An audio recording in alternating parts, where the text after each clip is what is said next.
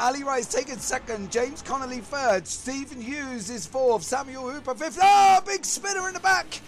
Kevin Wesley Burke is going round. And we've not even got round the first corner. That is Kevin Wesley Burke, unfortunately, at the back of the field. Too wide.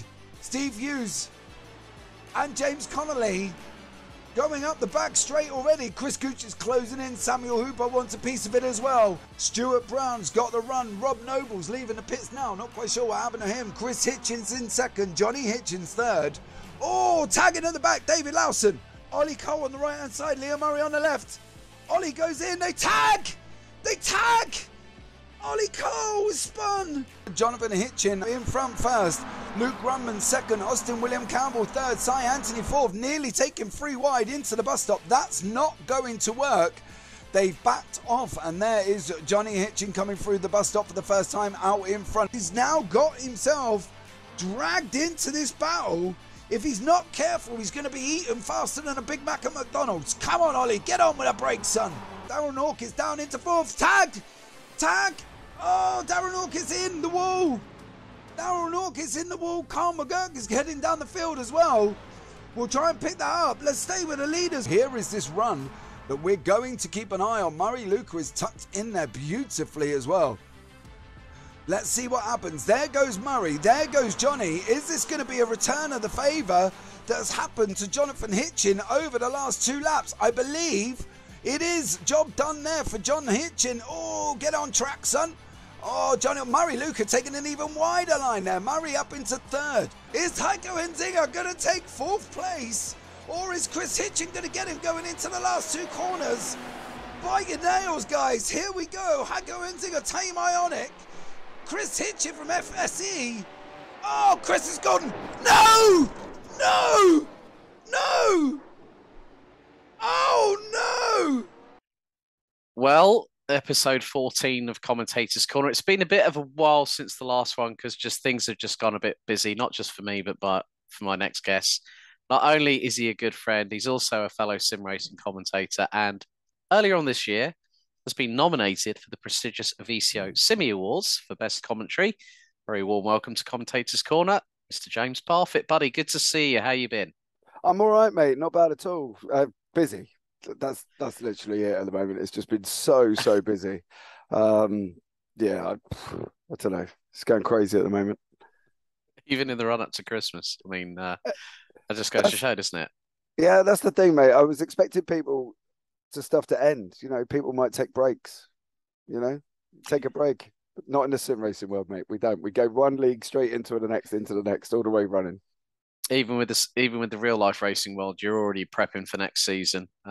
So people say, do you have an off season? What the hell's that when it's at home? No. Definitely not, mate. Definitely not at all. You know what I mean? I'm expecting it to be busy all the way through the Christmas period, and it's gone mental. It really has gone crazy. So there you go. When you're a man in demand, these things happen, don't they? Yeah, maybe we can only split ourselves so many times. You know what I mean? We have to. We might have to people. We might have to give the bat phone for Arnold Schwarzenegger and see if he can remake the 6th Day again. But there's a routine line of questioning. James has already been prepared with the questions. So, firstly, mate, how did you get bitten on the motorsport bug, and who was the biggest catalyst? Who was the biggest influence for that? See, now I was all set. And I had to read through the questions, and I was like, I know what I'm going to say. And then I get here, and you think, there's only got to be one answer. And that's got to be my old man. Yeah. Sitting down in the living room, 1986, because I still remember the year, watching the Australian Grand Prix at some ungodly time in the morning. That I cannot even remember what the time was. But literally, he was that was it. And then we got into it from there. And then we just started going and enjoying it. And then we watched the whole season. You know what I mean? It was just incredible. And I think from there, that's where it kind of all started for me. That was back in the days when Mansell and PK were at Williams Honda. the year before Nigel was going for the 87 title and had a massive right rear tyre explosion, and Murray walking with the iconic words, "And look at that," straight away. But you know, some glorious years back then in Formula One. What was the first ever race that you saw trackside, mate? Was the GT endurance race at Silverstone. A friend of mine, when I was, oh blimey, going back a good 20 years now, said to me, he goes, "Oh, I'm working for an insurance company." I said, "Okay, cool. Yeah, they're sponsoring an event at Silverstone, but they can't go. Do you want to go?" And I was, yeah, let's go. So there we was, sitting, traveling up there in the morning, and we got in, didn't pay for tickets, didn't pay for nothing, just sat there and enjoyed the racing all day. And that was the very first one that I ever saw live, was that one, and it was incredible. Got to be honest. What year was that, buddy? Oh, I was 18. 1990, must be 1996. Okay, yeah, because myself and James are in the same age group anyway, so we grew up watching the same sort of things, you know, the likes of Senna and Prost each other in Formula One, the good old 1990s days of the British Touring Car Championship with the late David Leslie and John Bincliffe knocking 7 bells out of each other in the Nissan and the Audi respectively, and then you know we come on to what's been going on in the the current day. But how did you actually get first into commentary? And this is something I always ask every single one of my guests, because we have our own unique sort of pathway on how that's happened. And who helped you get involved, you know, taking that first step to get into it? So now this is one of, do you know where they ever say that you just fall into something you enjoy? Yeah. Well, I literally fell into it. I was racing in a radical league within iRacing for what they were called with the Formula Baltic League, FBL at the time. They've changed to Radical Sim Racing now. And they were putting videos on YouTube of the racing with nothing. So for 2 hours, there was just cars going around because it was an endurance race. So we did like 90 minutes in a radical. So there was just cars going round and round and round on YouTube, and absolutely nothing was going on. So I said to the guy, "Look, chuck me the replay file. Let me see what I could do. I'll put some commentary over the top and see how we get on." And that is literally how it started. He gave me the replay file. I found an overlay that was off Race Labs, a microphone that made me sound like I was sat in a toilet, and you know what I mean? And off I went. I found the first video the other day actually, and I actually sat there and was like, did I actually sound like that bad? You know what I mean? It was really terrible with an overlay that just looked awful. And that was it. That was my first foray into commentary, was putting voiceover on replay files. And it was even weirder because I got to commentate on my own race with me in it, crashing ceremoniously into somebody. So yeah, it was always good when you're, you know, James Parfitt on the commentary and there goes James Parfitt into the back of somebody else in an SR8. So, and then you realise, hang on, I'm just talking about myself right there. It must have been a bit of a surreal feeling, wasn't it? It was a little bit bizarre, I've got to be honest. And it went from there. And then from there, I joined into another Discord to primarily do their Radical League. They put another out for commentary. I threw my name into the hat, did their GT3 League. And it's just kind of spiraled on from there. It's almost one natural step to the next, you know, GT3 League weekly to an endurance, you know, the endurance leagues. And then I started up JPB, the broadcasting company I run now. And then we've just gone on strength to strength to strength. And that's where we're at currently at the moment. It's just gone crazy. Yeah, well, you can actually find all the relevant social media links, not just for James, but also for JPB Broadcasting, which has gone through a nice little rebrand. I like the cleanliness of the logo. It actually suits it really, really well. Very much like a microphone, but with the relevant initials in there. But now there's there's something that I have to do before every single Commentator's Corner, and it's a funny moment on social media. So I'm going to cast your mind back to literally Monday, the 5th of December, and it was for the RadicalSimRacing.com World Finals. So, of course, you were on screen, and I'm going to put the picture up now where James is not only sporting a black shirt, but you know what they say, real men wear pink, and he was wearing the appropriate tie. Thanks. How uncomfortable did you actually feel wearing that tie, firstly?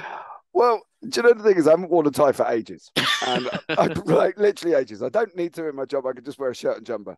So I ran upstairs, and I was speaking to co-commentator Dan Peoples at the time. I was like, "We've got to make this special, mate. It's their final. It's their World Cup final. We've got to go all out." And he's like, "What are you thinking?" I'm thinking, shirt tie. It was only after that I went upstairs into my wardrobe did I realise that I don't actually have many ties left. You know, before when I used to wear them, that was it. So there was either a pink one, a silver one, or there was some ungodly purple looking one that's up there. And I was like, well, throw your name in the hat. Let's go for the pink one. And that was it. And I was sat there with my pink tie on. Very uncomfortable commentating. As you know, we do get a little bit excited. So as the evening went on, my body temperature slowly rose and rose and rose. Oh, no. And I was just sitting there going, I need to get this off. Like, I'm sweating now. And it also constricts the vocal cords if you've got a tie around your neck as well sometimes, doesn't it? Yeah, it definitely does. And but we went all out. It was a big success. Absolutely amazing race. And I got ribbed a good few days after for the tie. Got to be honest. Well, I mean, the thing is that's the whole point of Commentator's Corner, because we get you to understand the people behind the microphones. It's not just about the fact that we're shouty people. We show our passion. We show our enthusiasm. We are all human at the end of the day, aren't we, buddy? Yeah. And I think that's the thing, what people don't understand. You know, we're there, we interact, we talk, we, say hello to people. We always talk to people and try and help as best we can. We're not just this person who's on the end of the mic. He won't talk to me. It's like, reach out. You know what I mean? We've all been there. We've all been through struggles. We've all been through life. You know, me and you, as I say, we're in the upper echelons of I'm mid-40s. And, you know what I mean?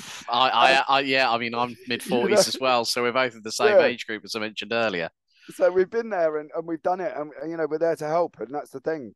DMs are open. Reach out. Have a chat, talk about whatever you want, commentating, if you want to get involved, come and hit me up. I'm more than happy to give you direction and talk and just get involved with it. And I think that's the joy, sort of the joyful thing of what we do is the amount of people that we meet. You know what I mean? We meet so many different types of people and we're there for all of them. You know what I mean? We're the ones, they're bringing the action. We're just bringing the show. And that's what we do. We provide a show for the people. Yeah. Next question. Your favorite drivers. Now, this can be, you can talk about as many as you like, or if you've got a certain amount, like say, I'm gonna narrow it down because obviously we're on a time constraint. We try and make these episodes no more than about 30, 35 minutes. So I have got my timer running, folks. Nice. Got it. Well, that's the problem with Zoom at the moment. But James, just tell me who your top 3 favorite drivers of all time are and why. Nigel Mansell. The guy was incredible, absolutely incredible, and I think there was just nothing beating him. His ethic, his work ethic was just incredible. Ayrton Senna, you can tell which era I grew up in Formula One was Ayrton Senna as well, and Anthony Reid. Oh, the legend of Tin Tops. Yeah. One of the nicest guys. I've met him a couple of times actually. Funnily enough, one of which was at Wilton Mill. One of his family was racing there, and I only just bumped into him, and I was just like thinking, holy shit, of all people I see at Wilson Mill Kart Club, it's Anthony Reid. Anthony Reid. But as an absolute standout guy. I mean, even though he's Scottish, he does not sound Scottish at all. He's got the most polished British accent ever. And he's so well spoken. He's such a nice bloke, but he's an absolute arsehole behind the wheel. If people just a legend. Yes. Legend. Pure legend. But that's the thing. You always have to look out for the nice and the quiet ones in racing.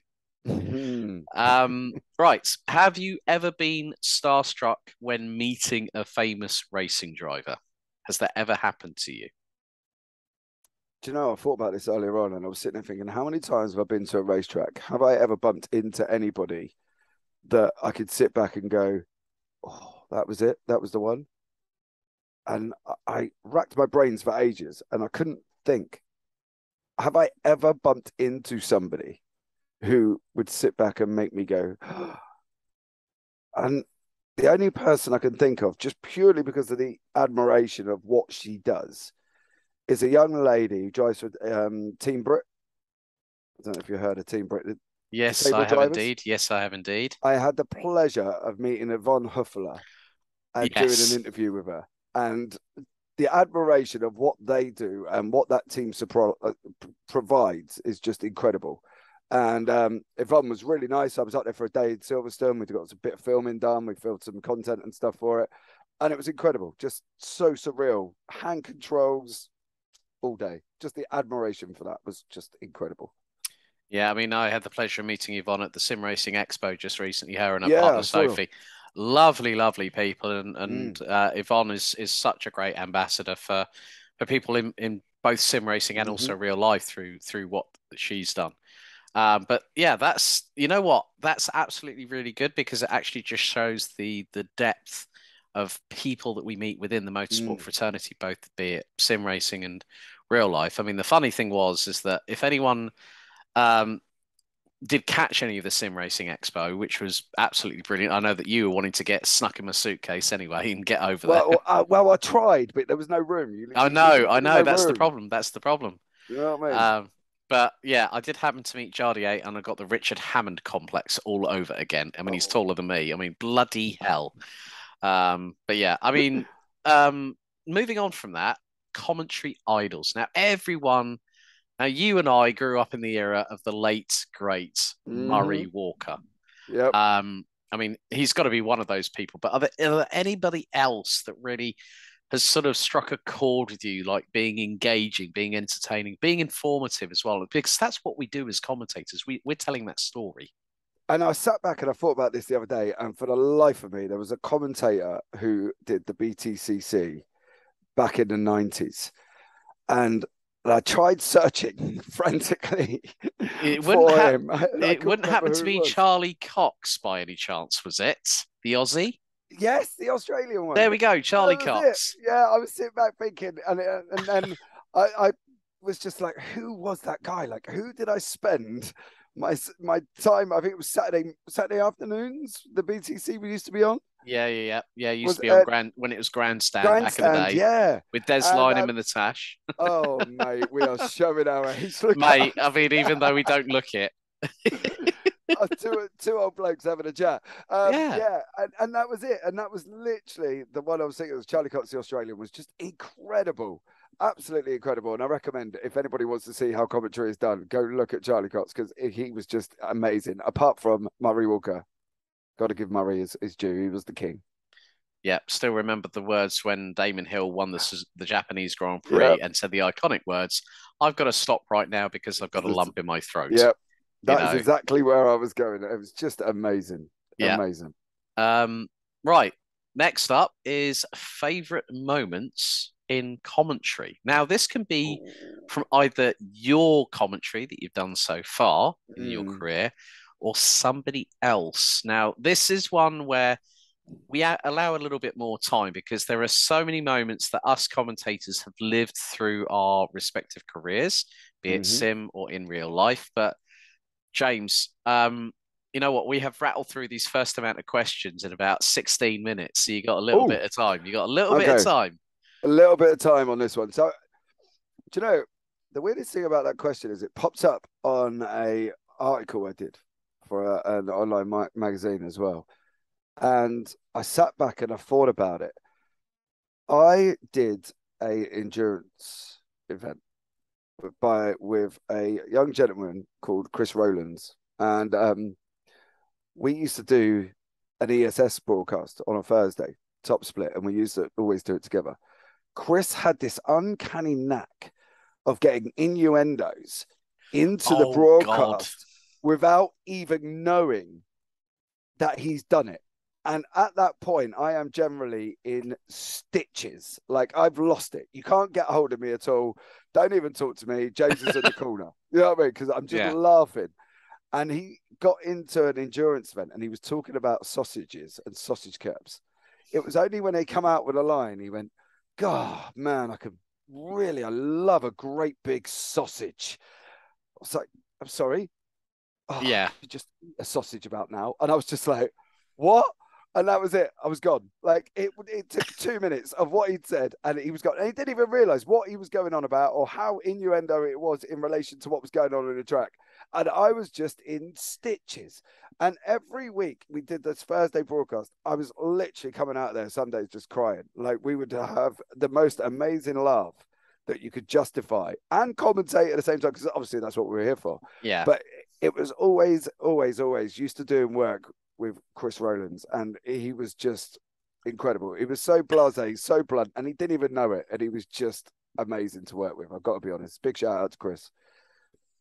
Yeah, that's yeah. I mean, you could. I mean, the thing is, you do get those moments where there is that eerie, deathly silence, and you sort of like go, this feels so right, but it feels so uncomfortable at the same time, doesn't it?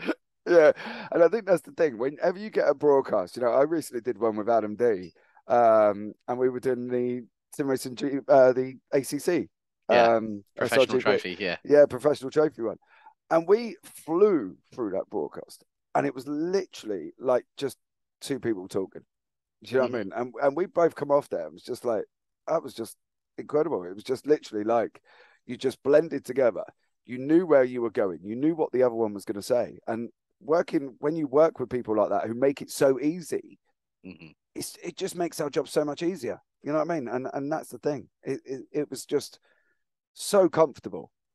Yeah, I mean, it was so funny when I was working with Adam and Paul on one of the rounds, and then I've like done literally the first 3 courses of the broadcast, and Adam's gone, oh, well, unfortunately, Mr. Pronunciation has left the building, mentioning me because of the amount of times that both him and Paul were trying not to butcher the surnames, which thank God for the Sim Racing Expo. We just had to worry about, well, Paul was told by me in the sort of like the pre-race brief, worry about the teams, I'll worry about the names. It's sort of like he just made it work really, really well.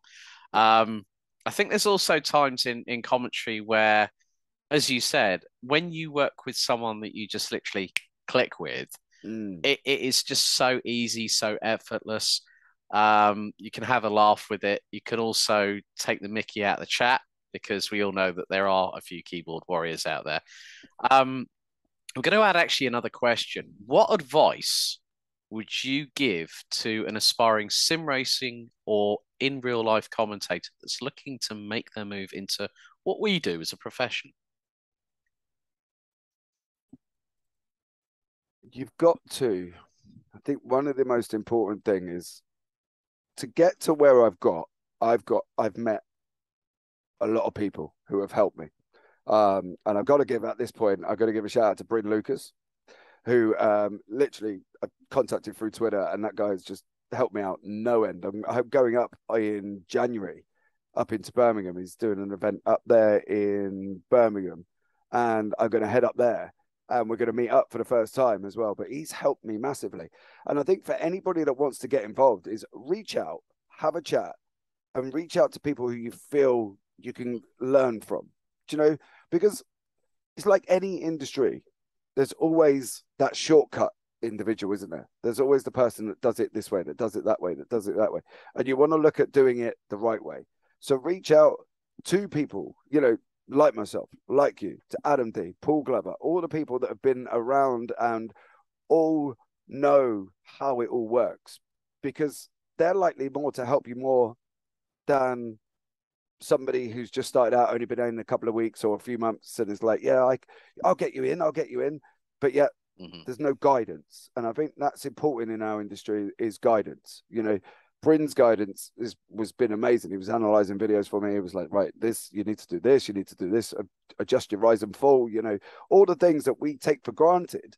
Yeah. But reach out to the right people, and to somebody you sit back and think, actually, I really like his style. I really like what he does. So let's reach out. Do you know what I mean? Let's go and do it. And don't be afraid to put your name out there. You know, go out to your local karting event and do it. You know, look at Wilton Mill when we did Wilton Mill. You know what I mean? I come up just purely for the experience of working alongside you. And it was just completely free. Wasn't expecting anything with it. You know, said to Luke, I'm coming up. Like, you know, if everybody's good for it, I want to come up. gets me experience working with Alex in the karting world that I didn't have before. And that day was vital. You know what I mean? Put yourself out there. Don't be afraid to contact people, reach out and get your name out there. And I think that's the most important thing is reach out to people. They will help you. We will help you. Yeah. We're not superstars. We're not. So I didn't even sign my first autograph yet. You know what I mean? I don't know about you. Have you signed an autograph yet? What's one of them? Exactly. You know what I mean, I think one of the other things going on to what you're saying, preparation is another key point. You've got to know your stuff. You've got to know, like, if it's real life or if it's. I mean, a lot of people say to me, I was doing a stream earlier on with Sim Racing Unlimited, part of the Corvana group, who I work for, and the funny thing was, sim racers jumping in the Twitch chat and saying, "Hang on a minute, I came in to watch sim racing comment, and I'm getting a history lesson." But that's the point. Because even with sim racing and real life motorsport, there is a crossover point. So if you are prepared, like say if you're doing a sim racing broadcast, for instance, you'll have track map, you'll have live timing, you'll have standings, you'll have competitors, you'll probably have a list of things that they've done, and if they have bothered to fill out the Google form. So, that's the most important thing. That's the most important thing, but also to know what cars, what engine sizes.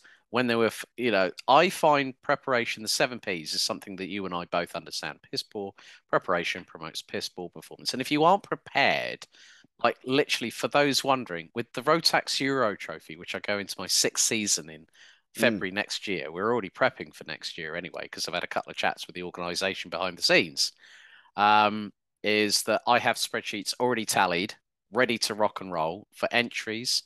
I know how many days there are between events, when the next Rotax Grand Finals are, how many tickets are up for grabs. If you don't know it, you are going to sound very, very, I think, not unprofessional, but I think improperly prepared is probably the better term I would use on that front. When you agree? Yeah, absolutely. And that worked for me. And it worked for me on the very first BKC. I reached out to Luke at Alpha Live on the Monday or Tuesday before the event. And I just said to him, got passed on his details, reached out, is there any opportunities for me to do commentary? Contact me on a Wednesday. Are you free this weekend to go to Rora? I go up to Rower. So I was like, yeah, okay, cool. Can I have this, and this, and this, and this, and this? And it was the schedule, bits about the karts, everything, because I knew nothing about karting, mate. It was just the first foray into the event. Do you know what I mean? And that was it. And without all of that information, I turned up with a wad of paper like that. I'd printed off and was reading. And I was up in the hotel the night before because we travelled up on a Saturday.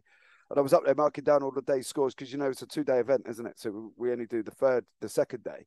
So there's heat 1 that's already won and qualifying that's already run as well. So I was there in the hotel room on the internet marking down all what was what and who finished where and whatever, getting all that. Because without that prep, I'll show you, give you a quick rundown of everything that I use. This is a wad of paper of track information, right? Yep. Everything. Every single track I visit within iRacing, I've got the Wikipedia printed off, full of information, track records, corner names, configurations, when did they start, when did they open, and that's the thing. You and I both know. Got to be prepared. Because if you turn up, somebody asks you a question, you don't know the answer, they won't be back again. Or they're going to grill you for it, and somebody will know. Somebody will spot it. Exactly. Well, we're going to move on to our final bit here on Commentator's Corner, and it is one of my favourites because there is a little bit of a twist that my guest now finally finds out about, which I also give a reflective answer on. And it's the last question I sent you over, James. So if you had a car choice and circuit choice, no budget, so like literally the glass ceiling is so high you can't even touch it, what would you choose? Okay. I thought about this and I sat back and I thought, right, what would I love to see racing? Okay. That was my first distinguished think and thought process about it. What would I love to see at my favorite track? First things first was establishing that Interlagos is my favorite track for all time. Okay. Never been there, but absolutely love it. The racing has always been amazing and everything else. So I sat back and I thought, what car would I love to see? And the only car that I would love and didn't ever get the opportunity to see was the Alfa 155 BTC touring car. And that, if I could bring that back and put that on Interlagos with the old Volvo, you remember the big Volvo? The 850s, yep. Whether it was a saloon or an estate. Yep. Yeah, it's Tarquini. Yes, Tarquini and Simone. And they were, and literally, if I could bring back the old 90s BTC at Interlagos, partly because it's just my favorite truck of all time, that's where I would go with it. That would be it. That's a pretty good shout, actually. That's a really, really good shout. Can you imagine the old BTC at Interlagos, the Alfa 155, the controversy it caused, and it was just it invoked a rule change as well with the BTC. It did. Well, you know what? I am also going to go Italian since we are talking about touring cars. So, okay, you said Alfa Romeo 155 British touring cars. I'm going 1995 ITC Alfa Romeo 155 V6 Ti, the screamer from the mid-90s. All right. Yep. Okay. And there's only one track that I think you could really hear that full pelt Monza.